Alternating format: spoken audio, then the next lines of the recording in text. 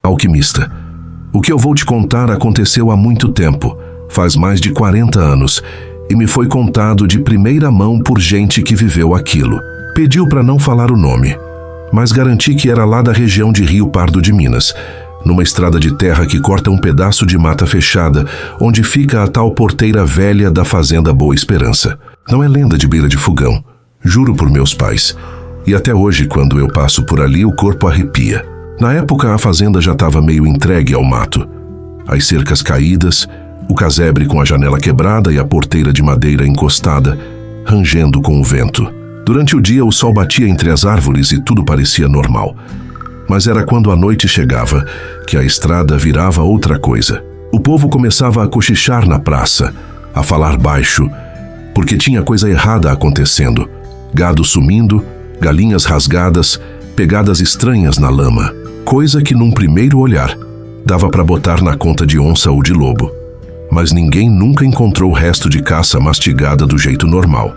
Às vezes, os bichos apareciam intactos, como se a presa tivesse sido morta de propósito. O primeiro a vir com a história foi o Damião. Ele contou que ia voltando da cidade no fim da tarde, montado no jumento, e quando passou pela porteira viu algo no meio da estrada. No começo achou que fosse um boi claro, mas aquilo levantou. Ficou de pé nas duas pernas.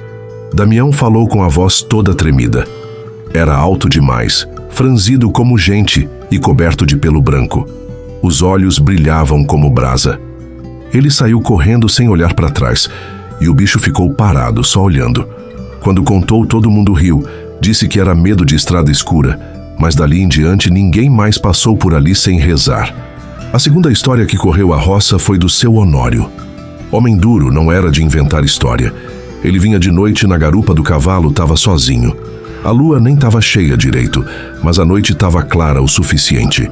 O cavalo empacou na frente da porteira e começou a bufar, suor na lateral.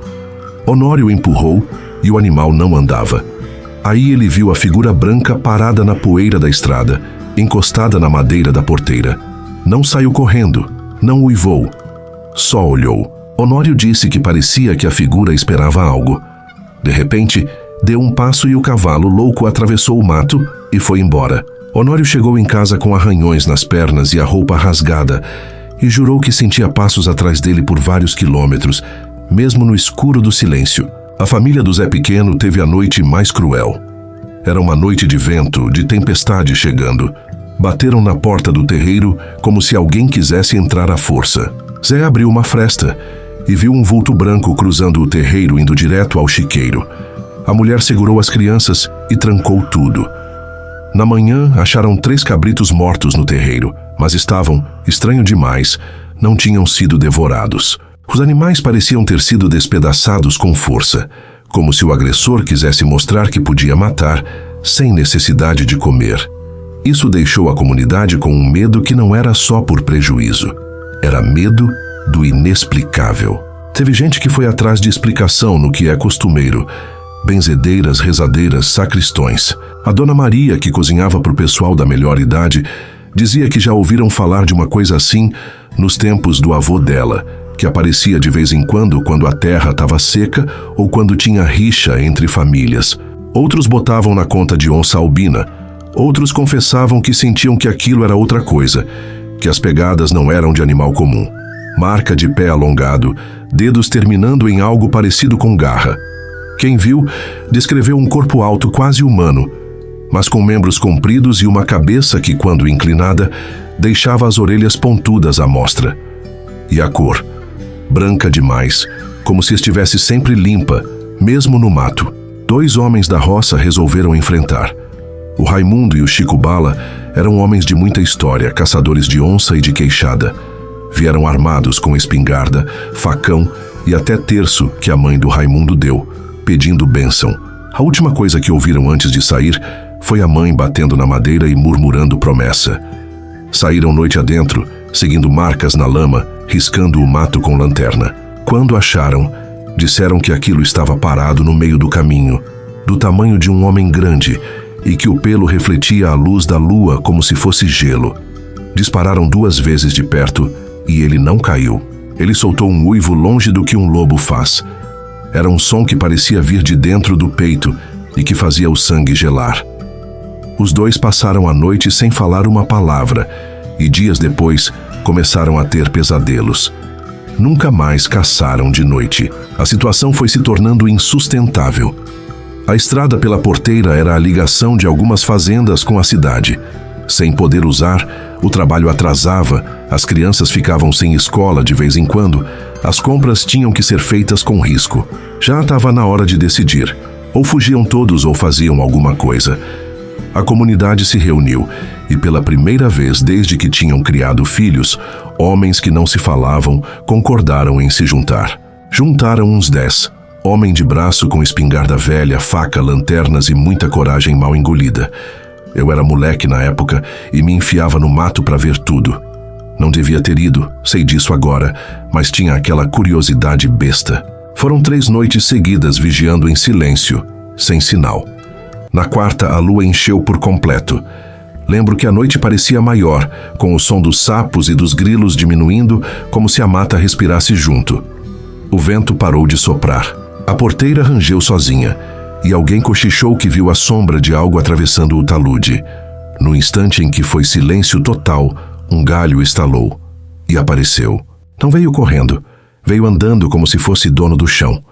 Alto, imponente pelo branco que brilhava, e os olhos vermelhos, fixos em quem ousou acender uma luz. A gente estava escondido, coração na boca, e quem tentou respirar mais alto sentiu a respiração presa. Um dos homens, o mais velho, tentou acender a lanterna, e foi como se ali tudo ficasse mais pesado. Ele apontou e disparou.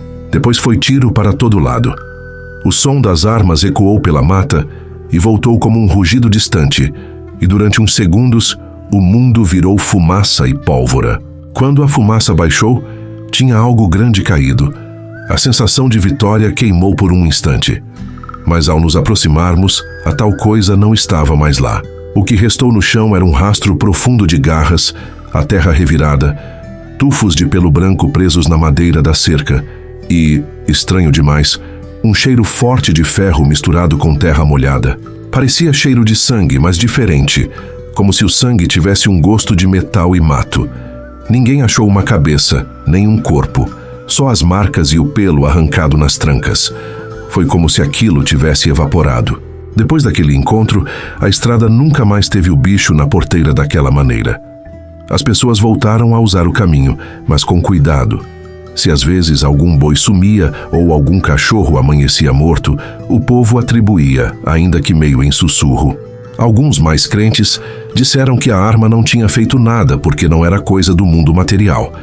Outros pensavam que o animal ferido saiu para o meio do mato e foi para o rio, e a mata escondia. Eu que estava lá e vi o rastro, não sei dizer o que aconteceu. Sei só que, desde então, quem passa por aquela porteira na lua cheia sente um peso no peito e tem a impressão de que algo observa do outro lado. Com o tempo, a história ficou como um tipo de aviso. Não passe ali à noite. Tiveram episódios depois, menores e esparsos. Um grito distante que alguém jura ter ouvido. Marcas novas na madeira, uma galinha encontrada morta sem explicação. Mas nada tão claro como aquelas noites. A memória do que ocorreu foi entrando em cada família como se fosse pó. Não desapareceu, só ficou escondida nas conversas baixas. E nos rostos das velhas, quando falavam do caso, havia um brilho que era mistura de medo e respeito. Às vezes penso no que poderia ter sido. Se fosse só um animal albino, teria um padrão lógico de comportamento. Mas as histórias todas, a peculiaridade das pegadas, a forma como o bicho aparecia parado na porteira, como se esperasse alguém, e o uivo que era mais que uivo, tudo me diz que teve coisa além da conta. Minha avó dizia que a terra guarda memórias, e que quando a gente incomoda alguma coisa que não é nossa, ela cobra atenção. Outros, mais práticos, dizem que homem bravo e vingativo vira bicho, que era maldição de família antiga da fazenda. Não sei o que é verdade. Vou te falar como eu fico hoje quando chove, e o vento bate daquela maneira estranha. Eu lembro do rangido da porteira, daquele pelo branco brilhando na lua e dos olhos vermelhos. Dá vontade de não olhar. E se você algum dia passar por aquela estrada de terra perto da fazenda Boa Esperança, vai devagar, acenda a luz do carro, escute o silêncio antes de qualquer barulho, e se sentir um calafrio descendo a espinha, acredite, não é só vento. Antes do próximo relato, por favor, curtam o vídeo e se inscrevam no canal. É grátis e ajuda muito. Olá! Se você está lendo isso é porque eu finalmente criei coragem. Por favor, me chame apenas de Carlos. Não quero que minha família descubra essa história. Eles achariam que eu enlouqueci ou que tive um pesadelo. Para mim, foi real. Real o suficiente para me assombrar por mais de 20 anos. Tudo começou em 2001, numa cidadezinha minúscula chamada Rio Escuro, no interior de Minas Gerais. Um lugar onde as estradas de terra se perdem no meio do mato e as noites são tão escuras que o céu parece uma cúpula de veludo, sem estrelas, sem lua, sem nada. Um breu profundo que suga a luz e o som. Eu trabalhava como vigia noturno na pedreira. Meu turno terminava à meia-noite e a volta para casa era sempre a mesma. Uma viagem de moto por 10 quilômetros de estrada de terra, esburacada, com mato dos dois lados. A moto era minha única companhia, com o motor velho roncando e o farol cortando o breu à frente. A parte mais tensa do trajeto era o Morro do Sapo, uma ladeira longa, sinuosa, com a vegetação tão densa que os galhos se tocavam por cima da estrada, formando um túnel escuro e claustrofóbico. Todo mundo na região tinha uma história sobre o Morro do Sapo. Luzes que sumiam, sussurros no meio do mato, vultos que corriam mais rápido que o vento. Eu nunca acreditei. Achava que era papo de gente velha que não tinha mais o que fazer, a não ser criar histórias para impressionar os jovens.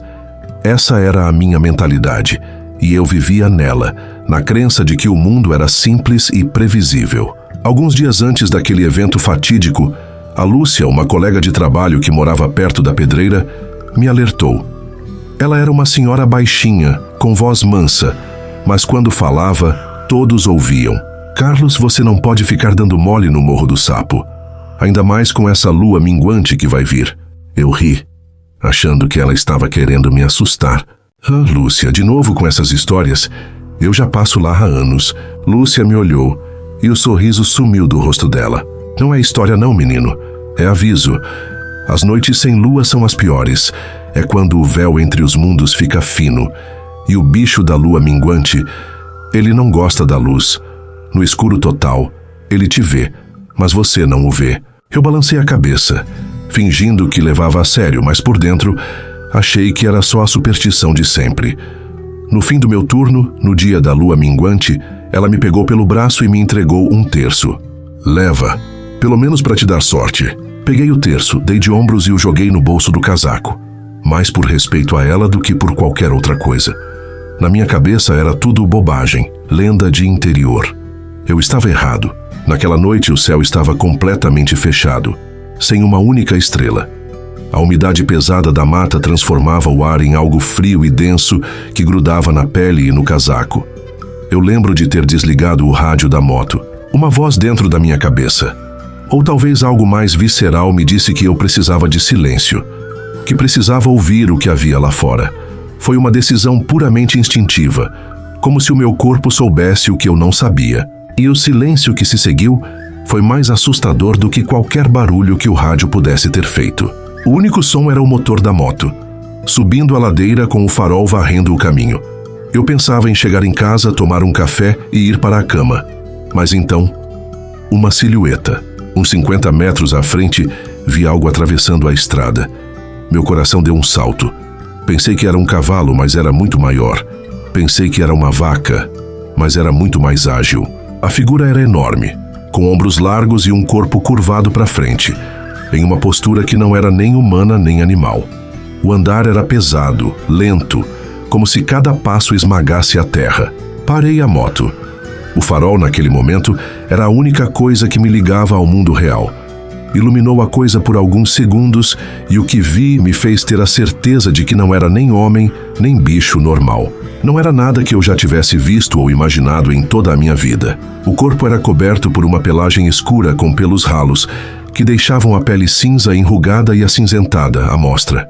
O rosto, meu Deus, O rosto parecia o de um cão, mas distorcido. Um focinho longo e estreito, e a boca estava entreaberta, cheia de dentes longos e amarelados, tão grandes que passavam por cima dos lábios. A mandíbula era colossal e exibia uma força descomunal, como se pudesse esmagar ossos. Mas o que me paralisou de verdade foram os olhos, amarelos, brilhando com um fogo de dentro como brasas incandescentes.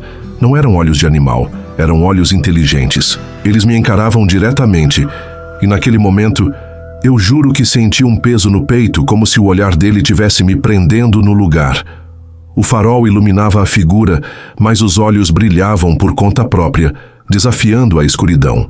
O ar em volta parecia mais pesado, e um cheiro nauseabundo chegou até mim. Uma mistura de sangue coagulado, carniça e terra molhada. Um cheiro que se infiltrava no meu nariz e me causava repulsa. Eu queria gritar, queria fugir, mas meu corpo não me obedecia. O medo me paralisou e ele sabia disso. Foi aí que ele deu o primeiro passo na minha direção. Não foi um passo normal.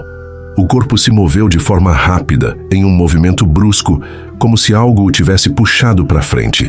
O motor da moto, que estava ligado, roncou, engasgou e morreu de uma vez, como se a própria presença dele tivesse drenado toda a eletricidade. O silêncio se instalou. Foi nesse momento que ele soltou um som. Não era um uivo comum, nem um rosnado de animal. Era um grito grave e profundo, misturado com um rugido gutural que fez o ar vibrar. Eu senti minhas costelas tremerem e a vibração ecoou na minha cabeça como um sino que batia incessantemente. Eu tentei ligar a moto de novo. A ignição falhava e o som do grito da criatura parecia cada vez mais próximo. Eu conseguia ouvir o som das patas pesadas esmagando o chão. Foi quando o motor da moto finalmente voltou a roncar. E eu não perdi tempo. Acelerei morro abaixo, sem olhar para trás, com o coração acelerado. Olhei para o retrovisor, e o que vi me fez acelerar mais ainda. Ele estava correndo, mas não era uma corrida normal.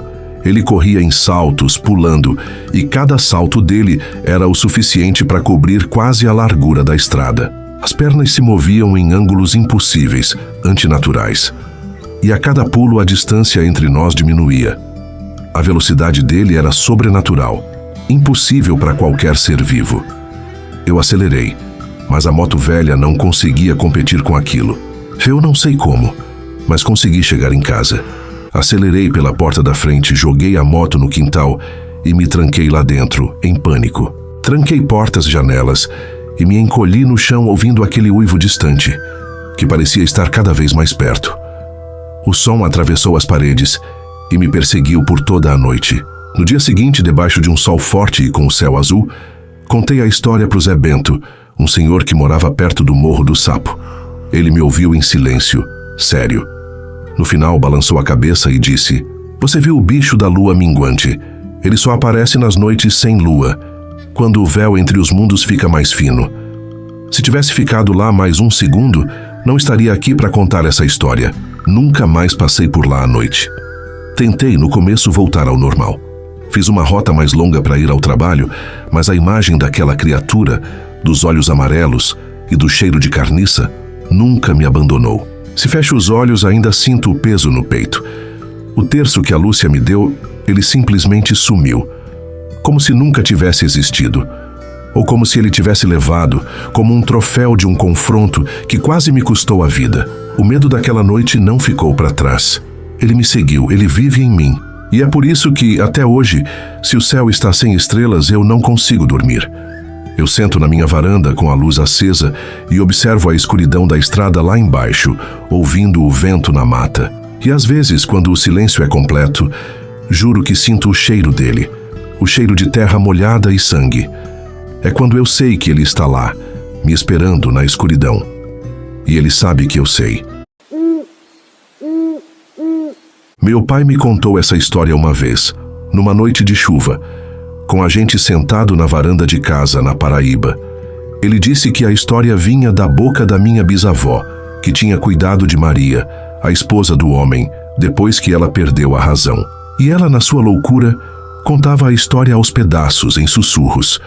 No povoado, ninguém falava sobre isso abertamente, Mas o medo era um silêncio que pesava em todas as conversas. A história é sobre um homem chamado Moisés, que viveu num povoado pequeno e esquecido.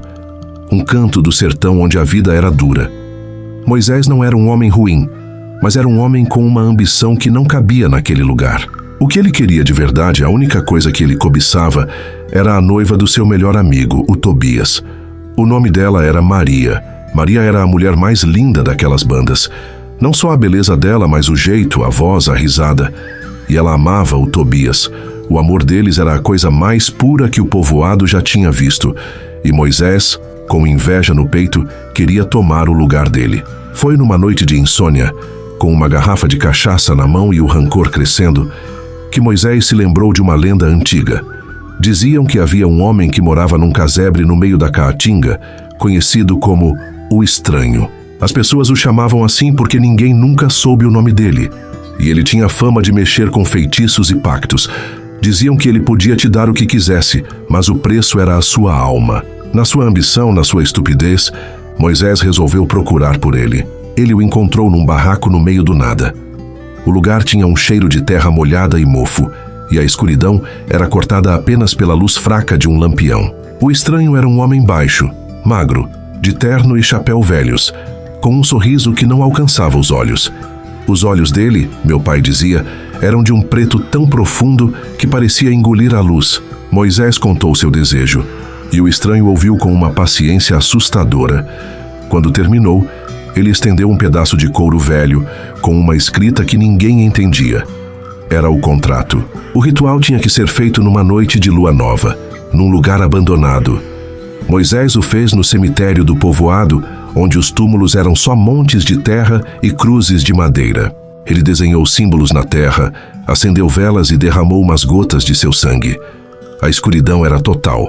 O ar era denso, pesado, e Moisés jurou que ouviu sussurros no meio da Caatinga. Quando o ritual terminou, nada aconteceu. Moisés se sentiu um tolo e foi embora, xingando o estranho e a si mesmo por ter acreditado naquilo. Mas na manhã seguinte, tudo começou a mudar. Tobias, que era um pequeno fazendeiro, teve uma perda inexplicável. Nos dias seguintes ele adoeceu, e o mal era algo que ninguém no povoado conhecia. Os curandeiros e benzedeiras tentavam de tudo, mas o mal só piorava. Em uma semana, Tobias partiu. Deixou Maria, que estava de luto e devastada, sozinha. E Moisés, ele estava lá. Foi o ombro amigo, o cara que ouvia, que oferecia apoio. Aos poucos a gente foi se aproximando. E quando Moisés percebeu, Maria estava nos braços dele. Em 6 meses, Maria e Moisés estavam casados. Ele tinha tudo o que queria. Moravam numa casa de taipa, mas era a melhor do povoado. A primeira vez que ele viu a entidade novamente foi na festa de casamento. Ele não era um monstro, era o estranho. Ele passou por Moisés, a mão no ombro, e sussurrou: "Ela é sua, Moisés, por pouco tempo." A voz era fria, gélida, e fez Moisés arrepiar. Quando se virou, o estranho já tinha sumido na multidão. O tempo passou. Anos se foram. Moisés e Maria tiveram 2 filhos. Moisés tinha tudo o que sempre quis: uma família, uma casa, um pedaço de chão. Mas o estranho continuava a aparecer com a mesma frequência. Na plantação, na rua, no reflexo da água no pote, sempre com aquele terno velho, aquele sorriso cínico, e sempre com a mesma mensagem: o prazo está chegando. Ele, na sua arrogância, achou que podia enganar o estranho. Começou a procurar por pajés, curandeiros e benzedeiras para desfazer o pacto. Mas ninguém o ajudou. A entidade não era um demônio de lenda, era algo mais antigo, mais poderoso. E Moisés estava apenas se enterrando mais fundo. Foi aí que a perseguição começou. O primeiro aviso foi quando Moisés olhou para o reflexo na água. Em vez de sua própria imagem, ele viu o estranho. Ele sorriu, mostrou os dentes e disse: "Você está tentando me enganar, Moisés. Não vai funcionar." Moisés gritou e jogou o pote no chão. Maria veio correndo, mas não havia nada lá. A segunda vez foi mais pesada. Moisés estava sozinho em casa e ouviu o seu nome. A voz parecia vir de dentro das paredes, sussurrando, arrastada, como se fosse de centenas de vozes ao mesmo tempo. Moisés. O prazo. A temperatura na casa caiu uns 10 graus. e as velas que ele mantinha acesas começaram a piscar. A terceira vez ele estava voltando da roça. Olhou para o topo de uma serra e viu o estranho de pé o observando, debaixo da lua cheia. Ele levantou a mão e um raio atingiu a árvore mais antiga do povoado, partindo-a ao meio. Moisés sentiu o cheiro de ozônio e terra queimada. O estranho não queria só assustá-lo, ele queria que Moisés soubesse que era real, que era poderoso, que a sua arrogância era a sua ruína. Ele se tornou um caco humano. Não dormia, não comia. Maria lhe perguntava o que estava acontecendo, mas como ele ia explicar? Ele parecia um louco. Ela achava que ele estava tendo um colapso nervoso e o levava para benzedeiras e padres, mas nada funcionava. O problema era que ele tinha feito um pacto com o diabo e estava prestes a pagar. A noite final foi ontem. Meu bisavô contava que o céu ficou escuro, sem estrelas, sem lua, como na noite do pacto. A energia do povoado inteiro simplesmente se foi e Moisés ficou sozinho no breu total. Ele ouviu um barulho na porta, mas o som não vinha da porta. Vinha da porta da casa, da cozinha, de todos os lados ao mesmo tempo. A voz veio de dentro da casa e era a voz dele, do estranho. Mas não era a mesma voz. Era uma cacofonia de vozes, um coro de agonia que o chamava. Moisés, é hora de pagar. Foi quando a coisa se manifestou. Não era o homem estranho. Não era nada que o povoado já tinha visto. A criatura se ergueu, alta e esguia, mas com uma força descomunal. O corpo era coberto de pelos escuros e ralos, a pele cinzenta por baixo. As pernas longas se dobravam em ângulos impossíveis, antinaturais, e as garras nos pés e nas mãos eram como lâminas afiadas. A cabeça era a de um lobo, mas distorcida, demoníaca, com dentes longos e amarelados. Os olhos, meu pai disse, eram de um vermelho tão intenso que pareciam chamas. A criatura veio caminhando, e o som das patas no chão era um clique seco. Moisés ficou paralisado. O cheiro era de terra podre e sangue. A criatura se aproximou e parou a poucos metros. A boca se abriu e saiu a voz do estranho. Moisés, você achou mesmo que podia me enganar? A voz era um sussurro, mas fez Moisés sentir um calafrio tão forte que ele jurou que ouviu seus ossos estalarem. Ele me olhou, ou os olhos dele me olharam. E Moisés entendeu que a criatura não era apenas um monstro. Era a própria dívida dele. O preço que ele se recusou a pagar, materializado. A criatura riu, um som de inseto, e avançou. Moisés só conseguiu sentir o medo mais puro que um ser humano pode sentir. E foi o seu último sentimento. Seus ossos se quebraram com uma força descomunal e os dentes afiados se fecharam em torno dele. A dor foi indescritível. A sensação de ser triturado por algo que não era deste mundo. A última coisa que Moisés viu foi a sua vida, os momentos que ele tinha com Maria e seus filhos, e a ironia de que ele tinha tudo o que queria, mas no final não era seu. O estranho o levou. Ninguém sabe para onde. Só sabem que na manhã seguinte, o que sobrou de Moisés foi só um amontoado de ossos quebrados na casa. E Maria, que acordou, viu a cena e perdeu a razão para o resto da vida. No povoado, o que sobrou da casa do estranho virou escombros, e a população, com medo, ateou fogo no que restou. Mas o medo ainda está lá, à espera do próximo que queira fazer um pacto. Meu nome é Pedro, pelo menos é o que eu acho. A gente entra na mata como um e se tiver sorte sai como outro, mas eu não sei quem eu sou. Fazem 13 anos desde que a gente foi para lá, mas o cheiro de terra molhada e mofo ainda gruda nas minhas narinas. A floresta me seguiu para casa. Em 2012 me chamavam de Gavião. Eu era o guia, o batedor. Tinha mais mata nas minhas veias do que sangue. A missão era recuperar uma equipe de pesquisa que tinha sumido na bacia do rio Juruá. 4 caras. O capitão Mendes, o sargento Norberto, o cabo Lucas e eu. Éramos o topo da cadeia alimentar. 4 homens armados, prontos para encarar onça, cobra, qualquer coisa. A selva era nosso quintal. O primeiro dia foi só a selva sendo a selva. Sol na moleira, suor escorrendo, mas no segundo a gente chegou no acampamento deles. E a gente soube na hora que não era uma onça, nem um grupo de índios hostis. As barracas estavam rasgadas com precisão cirúrgica, como se alguém tivesse cortado o tecido com uma lâmina quente. Mas o mais estranho era o silêncio. Um silêncio que não era natural.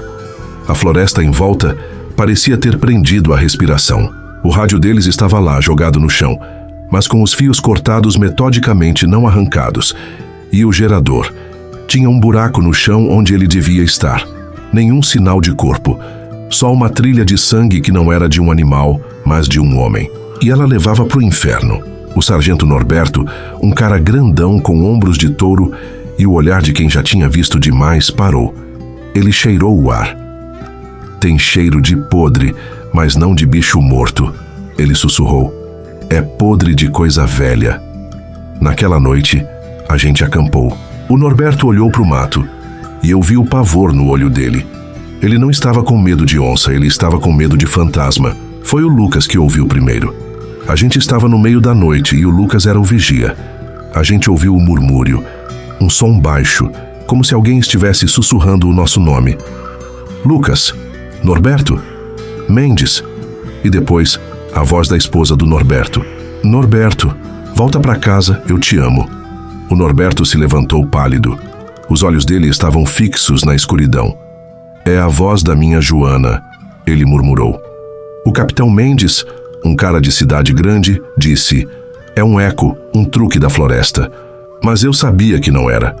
Aquilo sabia o nome dele e o nome da esposa dele. E não estava na floresta, estava na nossa cabeça. No dia seguinte, a gente seguiu a trilha de sangue. O rastro levava para uma clareira, e no meio dela a gente encontrou o velho. A pele dele era como couro seco, os olhos vazios, como se a alma já tivesse partido.